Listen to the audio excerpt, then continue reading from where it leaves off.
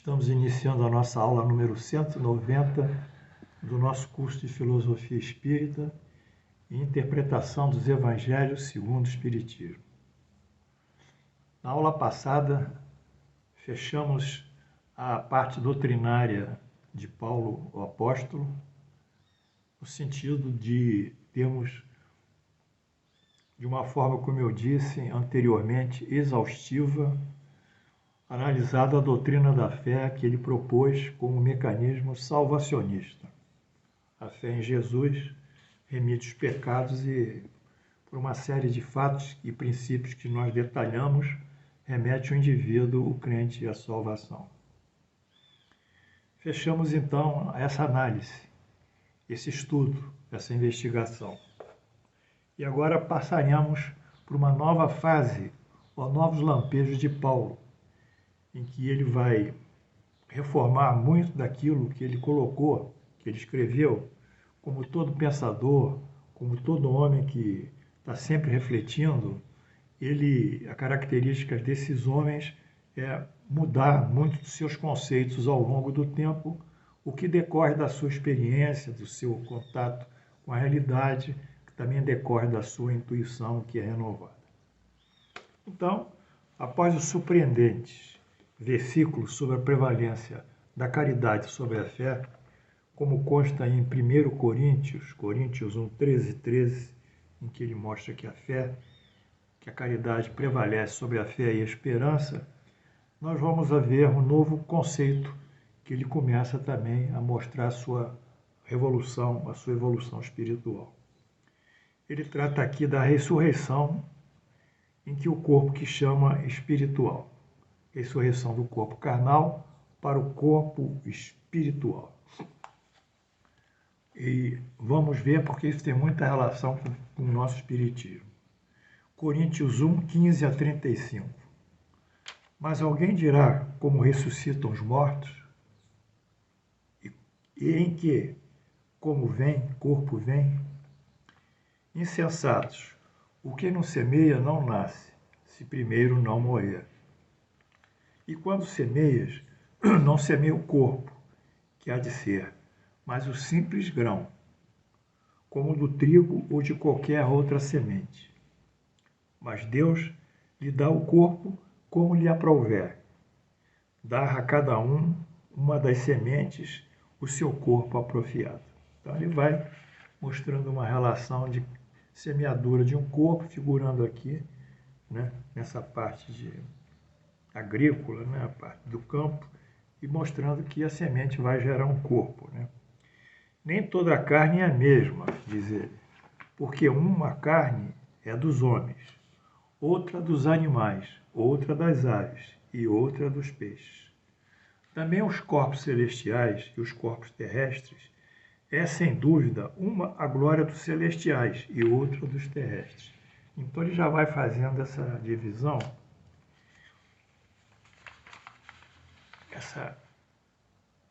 essa polaridade, corpo celestial, corpo terrestre, corpo carnal e corpo celestial. Então ele afirma a existência de um outro corpo. Quer dizer, o indivíduo não morre, ele vai ser transformado nesse outro corpo, além do corpo propriamente físico. Quer dizer, ele segue um princípio que os corpos não nascem se primeiro não morrer, no caso, renascem, como a própria semente. O corpo vai morrer, depois vai gerar semente, e a semente vai renascer. Então, o postulado dele é morrer para renascer. Morrer para renascer é nada mais do que ressurreição. Então, ele toca a palavra ressurreição. E diz que há corpos celestes e corpos espirituais ou celestiais. O corpo celeste morre para que o corpo celestial viva. O corpo celestial nada mais é que a ressurreição do corpo terrestre. Bem, nesses versículos, o nosso Paulo parte da diferenciação dos corpos dos seres vivos. Os animais, para estendê-la a outros tipos, por analogia. Os corpos celestiais, o dos espíritos, e os corpos terrestres, os corpos corporais. Bom, o que o Espiritismo pensa desse corpo celestial? Por isso que nós entramos aqui. O Espiritismo vê esse corpo celestial como um corpo energético, que é chamado perispírito. Vejamos o que Allan Kardec, o professor, nos diz no Livro dos Espíritos, CELD, Rio de Janeiro, 2011, páginas 101 e 102. Perispírito. Pergunta 93. O espírito propriamente dito está descoberto ou, como alguns pretendem, encontra-se envolto em uma substância qualquer? Quer dizer, o espírito está descoberto ou está envolto em alguma substância qualquer? Resposta. O espírito é envolvido por uma substância vaporosa para ti, porém ainda muito grosseira para nós, todavia bastante vaporosa para poder se elevar na atmosfera e transportar-se para onde queira. Então, o espírito, essa substância vaporosa, nada mais é que uma nuvem de energia que conjuga átomos e moléculas do mundo material com o mundo espiritual. É uma fusão, a mesclagem de energias do mundo material e do mundo espiritual. E essa energia é produzida pelo pensamento do espírito. O espírito é que dinamiza o corpo perispiritual. De acordo com a ideia que ele formula, o espírito pode tomar uma forma. Então nós vemos espíritos que aparecem, são aparições, e às vezes também visões. Né? Visões é dado por um médium. A aparição é um fenômeno que é tão ostensivo que todos veem médios e não médios presentes naquele ato. Então, às vezes o espírito aparece com essa forma dele, ele mentaliza e aparece para ser identificado. Não é que ele tem essa forma, mas ele pode transformar a sua forma de acordo com a sua força mental. Mas só que a força mental depende da força moral. Se ele não tiver uma elevação moral, ele não terá força mental. E não tendo força mental, não poderá ter essa familiaridade, essa facilidade de alterar o seu corpo perispiritual.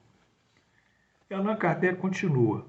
Como o germe de um fruto está envolvido pelo perisperma, assim também o espírito propriamente dito reveste de um invólucro, que por comparação pode se chamar perispírito. É envolto.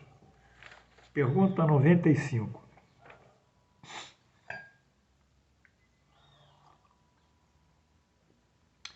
O envoltório semimaterial do espírito dispõe de formas determinadas e pode ser perceptível?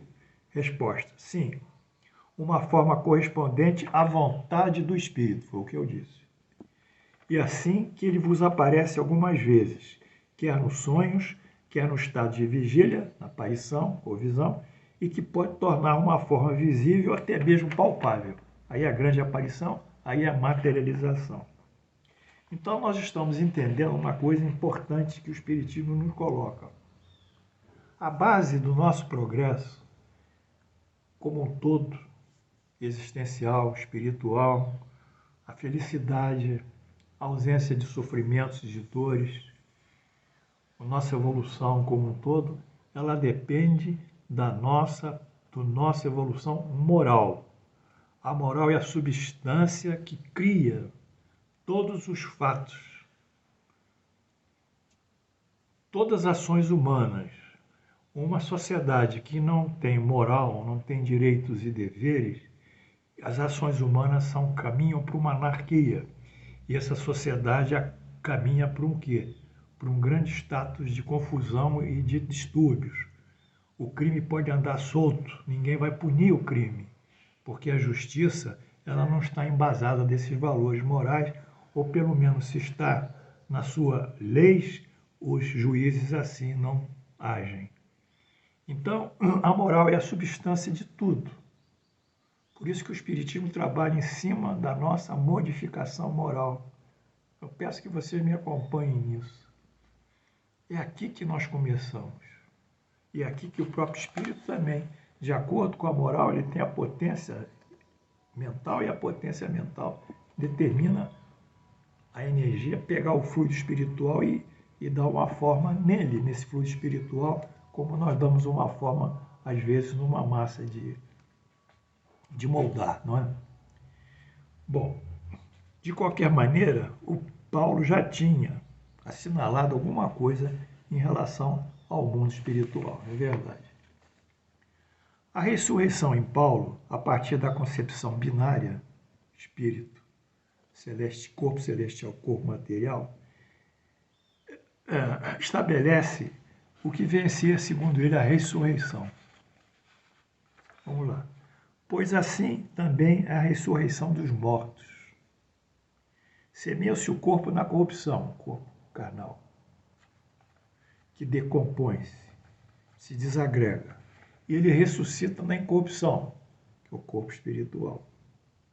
Semeia-se na desonra, e ele ressuscita na glória. Aí Paulo já faz uma transição, dizendo que o corpo espiritual já é perfeito em si mesmo, já tem a glória, coisa que o espiritismo não abona, porque a glória virá da modificação moral.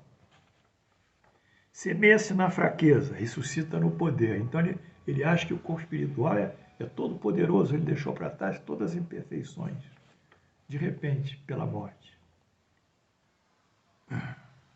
Ressuscita em poder. Semeia-se o corpo natural e ressuscita o corpo espiritual. Então está aqui o que ele falou, nesse gráfico. Um instantinho. Vamos lá. Concepção de corpos terrestre e espiritual. Aqui tem um corpo terrestre, ele é corrupto, mas ele ressuscita. E aqui o corpo terrestre, o corpo celestial espiritual. O corpo terrestre ele sofre a corrupção, mas ele ressuscita na incorrupção, que é o corpo espiritual.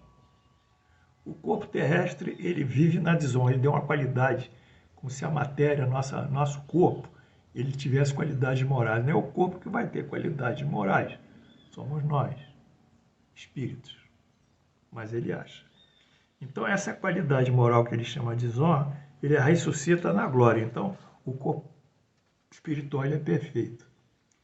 Ainda diz, o corpo terrestre, ele é fraco, mas ele ressuscita no poder.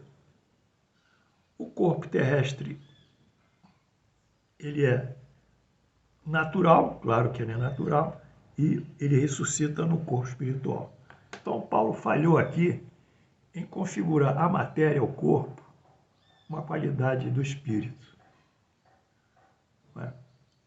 No sentido de que? Na qualidade moral. Não é o fato do sujeito morrer e ressuscitar no corpo celestial de Paulo, que para nós é o espiritual, que ele vai ter uma moral modificada. Ele continua com a mesma moral. Isso é importante para vocês. O espiritismo não propõe que a morte modifique a natureza psicológica, espiritual, moral, intelectual, cultural do espírito. Isso não existe. Isso é uma qualidade do espírito e não do corpo físico. O corpo físico é lá, na tumba, fica no túmulo, no cemitério. Mas o espiritual sobe. O espiritual é que detém esses conhecimentos, essa vontade e essas virtudes ou viciações. Portanto, para Paulo, a ressurreição configura a transição do corpo carnal para o corpo espiritual. É isso que ele diz. Mas ele andou um pouco. O Espiritismo mostrou. Muito bem. A partir dessa concepção binária, ilustrada pela semente do trigo, Paulo indaga qual o corpo incorruptível. Fixa-se no corpo celestial. É através dele que o corpo natural, após morrer, ressuscitará. Ele diz, semeia-se o corpo natural, ressuscita-se o corpo espiritual. A ressurreição dos mortos se dará não pelo corpo natural, e sim pela sua redivivescência no corpo espiritual. Essa foi a primeira colaboração de Paulo relativamente a uma percepção dele após a morte do corpo. Naturalmente, é uma percepção incompleta, já que ele não dispunha de conhecimentos e nem de meios para poder investigar esses fatos. Ele falava pelo que ele julgava ser a verdade, ser a realidade. Isso é uma questão opinativa do Paulo. Todos têm direito a opinar. Paulo opina muito, mas a questão opinativa dele não necessariamente tem o condão da verdade. Portanto, hoje nós estudamos mais uma movimentação do Paulo e na próxima aula nós vamos estudar realmente a grande, eu diria, o grande impacto que Paulo sofre 1800 anos depois, quando ele começa a dar suas mensagens como espírito, não mais como encarnado, na Sociedade Espírita de Paris. Aí nós vamos ver um verdadeiro e novo Paulo, um verdadeiro e novo Paulo, um Paulo muito evoluído, muito espiritualizado, sem nenhum traço dogmático mais, sem nenhuma crença rígida, um Paulo que se abre para a verdade divina, que é a ciência, o conhecimento, o saber, as virtudes todas, sem necessariamente se ater a alguma liturgia, algum culto ou alguma manifestação exterior. Que Deus, pois, nos abençoe. Amanhã nós voltamos. Estamos então terminando a nossa aula número 190, pela graça de Deus.